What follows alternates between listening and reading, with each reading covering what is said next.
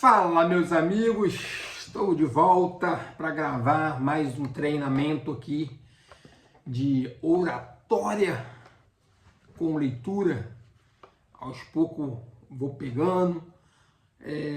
Para quem não me conhece, meu nome é Anderson Oliveira, tenho 43 anos e sou péssimo em leitura em oratória. Então criei esse canal aqui para me treinar leitura em voz alta, também fazer alguns trava-língua, exercício.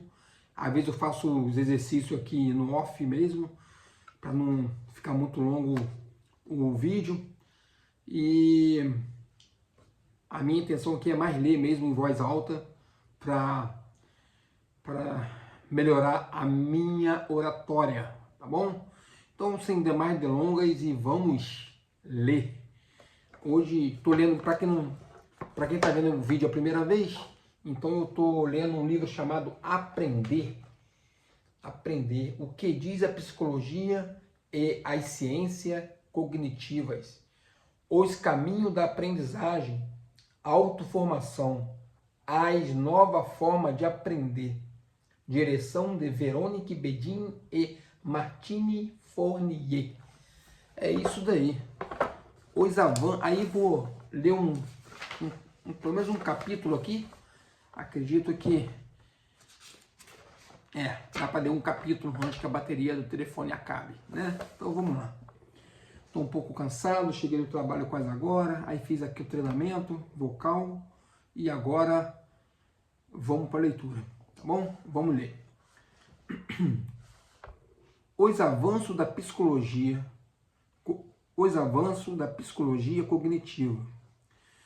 Para o cognitivismo, o cérebro humano trata a informação que vem do exterior e regula-se em função dessa informação.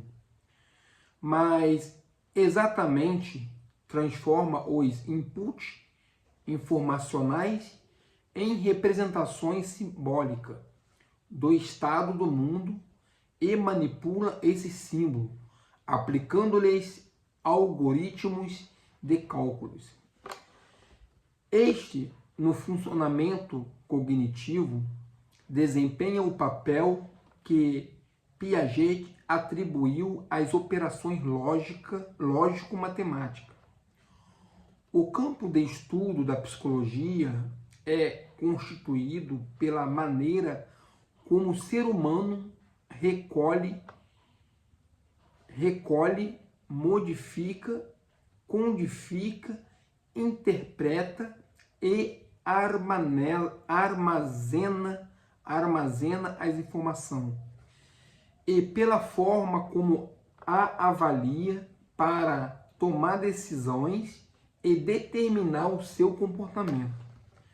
Trata-se ainda de compreender como uma pessoa acrescenta informação ao seu estoque de conhecimento permanente, do teu conhecimento permanente do mundo, como acende a esse conhecimento e como os utilizam face a diferentes situações da vida. Perdi aqui um pouquinho, mas deixa eu abaixar aqui um pouquinho a câmera, gente, porque eu tô achando que a câmera... Ah, não, tá bom assim. Depois eu mexo nisso, né? Não. Em Architecture of Cognition, John Anderson, 1983, distinguiu dois tipos de conhecimentos. Mostra que basta alguns minutos de estudo para pôr em memória um reconhecimento declarativo, reconhecimento factual que se pode enunciar, do tipo: o Monte Everest tem 8.843 metros de altitude. Enquanto a integração de um procedimento, conjunto de conhecimentos e saberes explícitos ou implícitos, impossíveis de serem simplesmente formulados ou transmitido do tipo saber andar de bicicleta ou falar inglês. Requer uma prática gradual e, em muitos casos, considerável, se tornando o exemplo do conhecimento do cálculo da área de um triângulo. Percebemos que o conhecimento declarativo, a fórmula de cálculo, pode ser facilmente adquirido por memorização. O conhecimento procedimental, a utilização das estratégias mentais e de comportamentos que permitem resolver um problema matemático. E mais, logo é mais complexo de adquirir. Em contrapartida, uma vez adquirido, o procedimento permite uma passagem rápida e eficaz ao ato. A passagem de uma forma de conhecimento para outra não é simples. E numerosos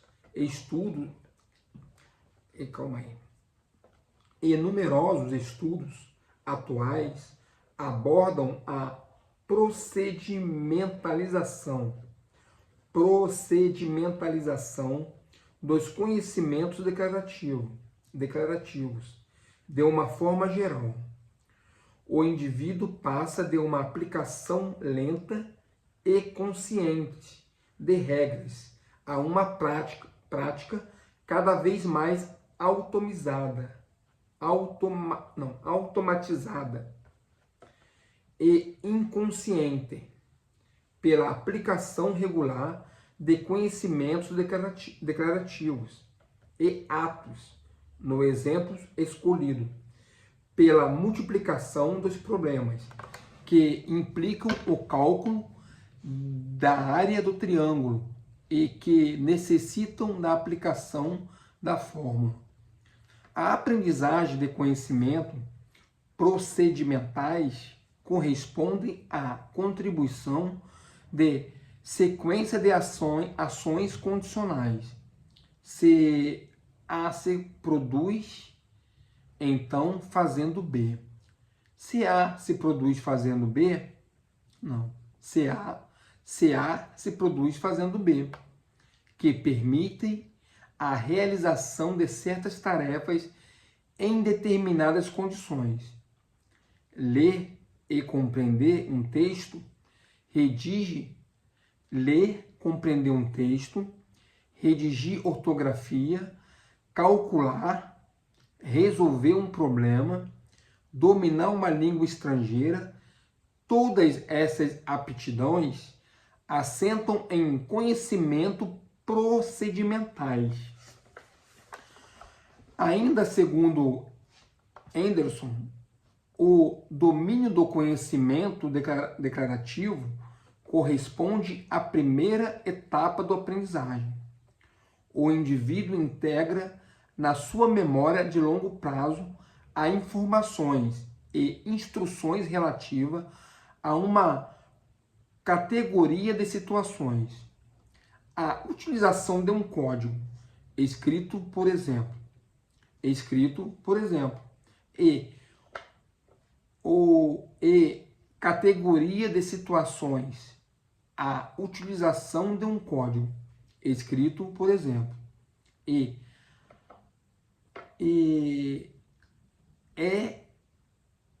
ou de um instrumento, o lápis ou o caderno. Essas informações codificadas em diversas formas só resultam na execução de um desempenho a custo de um processo de interpretação desse conhecimento. Esse processo é dispendioso em tempo e em espaço de trabalho. A memória de trabalho deve encontrar todas as informações necessárias à ação da memória de longo prazo e conservá-las aí por uma atividade de repetição, a fim de proceder à sua coordenação e tradução em atos. Bebeu uma aguinha. Este processo que verificamos nas crianças durante a aprendizagem da leitura, por exemplo. Neste momento, a mediação verbal desempenha um papel importante sob o efeito da prática. O controle verbal da atividade estufa-se e os conhecimentos declarativos são compilados. Pode ser amplificado de forma automática, ou seja, sem recurso a nenhum esforço interpretativo. Numa terceira etapa, há uma regulação progressiva dos procedimentos, que resultam num aperfeiçoamento da precisão e da velocidade de execução. Em geral, acaba-se por ler de maneira automática.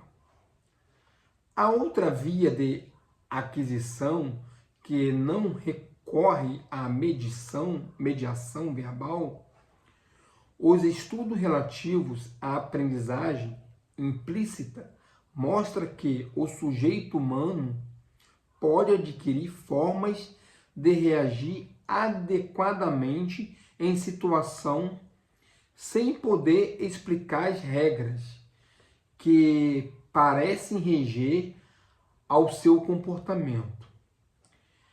Estes saberes não são acessíveis fora da sua aplicação. O leitor especialista ignora como proceder, o que não o impede de ter bom desempenho. Ao destacarem o papel decisivo desempenhado pelo procedimento automatizado do funcionamento cognitivo, os psicólogos contemporâneos incitam a uma revolução pedagógica.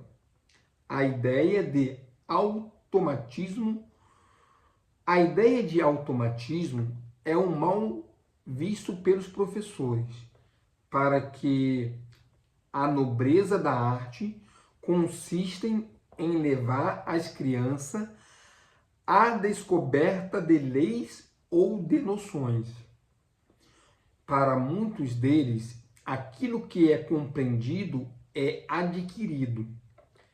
Será que este estágio se poderia aplicar aos conhecimentos declarativos?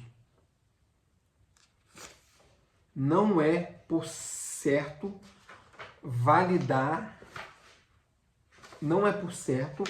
válido a respeito dos conhecimentos procedimentais. Estes existem exercícios, ou melhor, automatização. Com a psicologia cognitiva contemporânea, aceita-se distinguir os tratamentos controlados, que assentam na interpretação de conhecimentos declarativo, e os tratamentos automatizados, que implicam a mobilização de conhecimentos procedimentais, sendo conveniente examinar que lugar se deve reservar a um e a outros.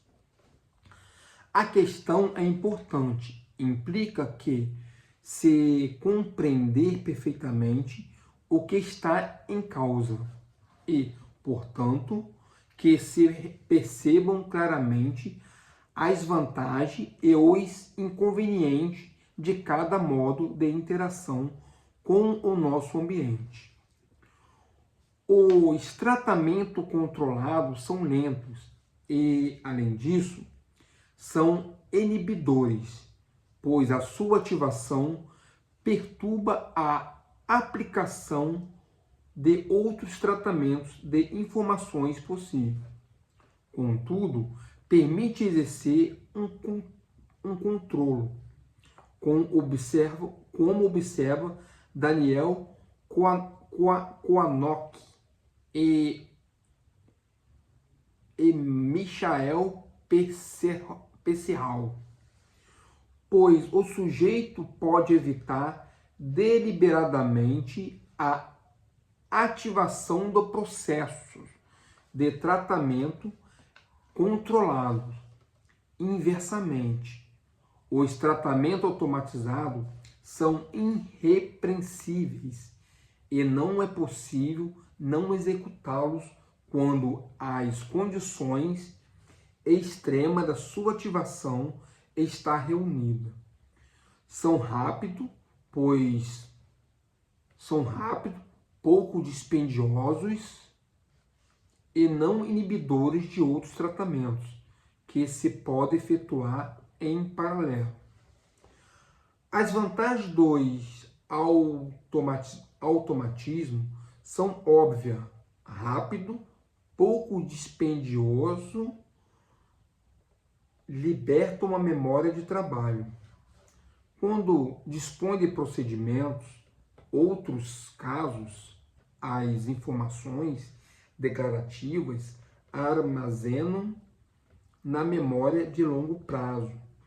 Tem de transmitir pela memória de trabalho, que vai traduzi-las em procedimentos de ação e permitir produção de uma resposta. A automação de procedimentos apresenta então vantagens importantes ao nível de funcionamento cognitivo de qualquer indivíduo que se esforça por resolver um problema.